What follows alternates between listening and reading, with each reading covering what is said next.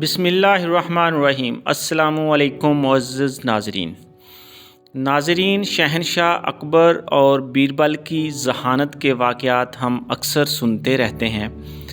آج ہم آپ کو بتائیں گے کہ شہنشاہ اکبر بادشاہ کون تھا اور بعد میں اکبر بادشاہ اور بیربل کی ذہانت کا ایک سبق آموز واقعہ بھی آپ کو بتائیں گے۔ معزز ناظرین، جلال الدین محمد اکبر مغلیہ سلطنت کا تیسرا بادشاہ تھا، جسے غیر مسلموں خصوصاً ہندوؤں میں سب سے زیادہ مقبولیت حاصل رہی، جس کی بڑی وجہ اس کا امور مملکت میں بڑی تعداد میں ان ہندوؤں کو شامل کرنا تھا۔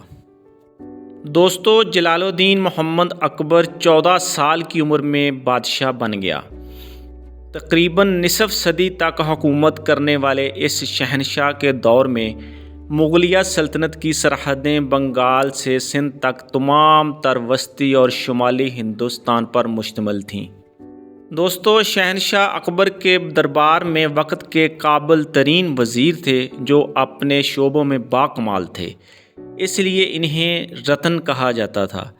اکبر نے دین الہی کے نام سے ایک خود ساختہ مذہب بھی شروع کیا تھا جسے قطعاً پذیرائی نہیں ملی تھی۔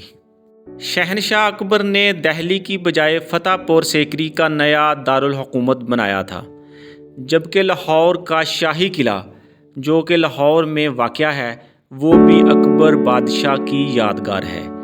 اکبر بادشاہ 63 برس کی عمر میں 49 سال حکومت کر کے انتقال کر گیا اور آگرہ کی مضافاتی بستی سکندرہ میں اسے دفن کیا گیا۔ تو چلیں دوستو، اب آپ کو بیربل کی ذہانت کا سبق آموز واقعہ بھی سناتے ہیں۔ ایک رات بادشاہ اکبر اور بیربل اپنا بھیس بدل کر شہر میں گشت کر رہے تھے تاکہ لوگوں کے حالات و واقعات کو جان سکیں کہ لوگ ان کے بارے میں کیا خیال رکھتے ہیں۔ اس دوران دونوں کا گزر ایک حجام کی دکان کے پاس سے ہوا۔ حجام اپنی دکان کے باہر چارپائی پر بیٹھ کر حقہ پی رہا تھا۔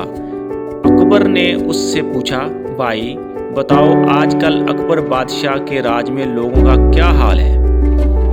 جب شہنشاہ اکبر نے یہ سوال کیا تو حجام نے فوراً جواب دیا کہ ہمارے بادشاہ کی تو کیا ہی بات ہے، اکبر بادشاہ کی حکومت میں ہر طرف امن، چین، خوشحالی، لوگ عیش کر رہے ہیں اور لوگوں کا ہر دن عید ہے اور ہر رات دیوالی ہے۔ اکبر اور بیربل حجام کی باتیں سن کر آگے بڑھ گئے۔ اکبر نے بیربل سے بڑے فخریہ انداز میں کہا، بیربل دیکھا، ہماری سلطنت میں رایا کتنی خوش ہے، ہمارے کاموں سے کتنی متاثر ہے، اتنے اچھے جوابات آپ کو مل رہے ہیں۔ تو بیربل نے جواب دیا، عالی جاں، آپ کا رتبہ بلند ہو، بالکل آپ صحیح فرماتے ہیں۔ تو پھر دوستو، چند روز بعد دونوں کا گزر پھر اسی جگہ سے ہوا۔ اکبر نے حجام سے پھر دوبارہ پوچھ لیا کہ کیسے ہو بھائی؟ حجام نے فوراً کہا، جناب کیا پوچھتے ہو، ہر طرف تباہی اور بربادی ہے۔ اس اکبر بادشاہ کی حکومت میں ہر آدمی دکھی ہے اور ہر آدمی کا ستیہ ناش ہو گیا ہے۔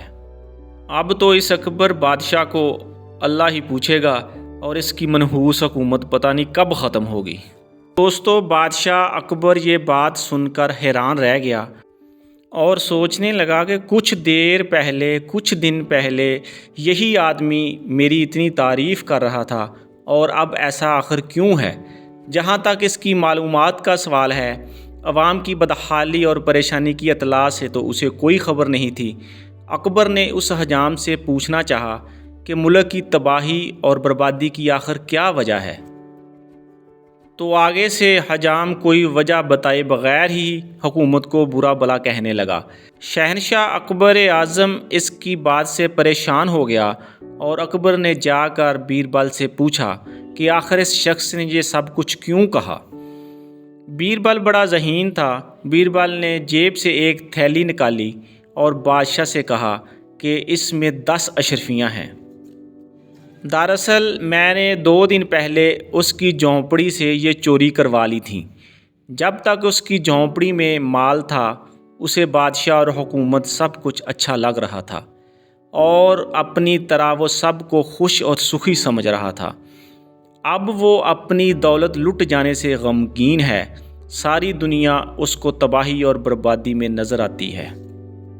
عالی جاں، اس واقعے سے میں آپ کو یہ بتانا چاہ رہا تھا کہ ایک فرد اپنی ہوشیاری کے تناظر میں دوسروں کو خوش دیکھتا ہے، لیکن بادشاہوں اور حکمرانوں کو رعایا کا دکھ درد سمجھنے کے لیے اپنی ذات سے باہر نکل کر دور تک دیکھنا اور سوچنا سمجھنا چاہیے۔ تو معزز ناظرین، آپ کی سماعتوں کا بہت شکریہ۔ خدا حافظ۔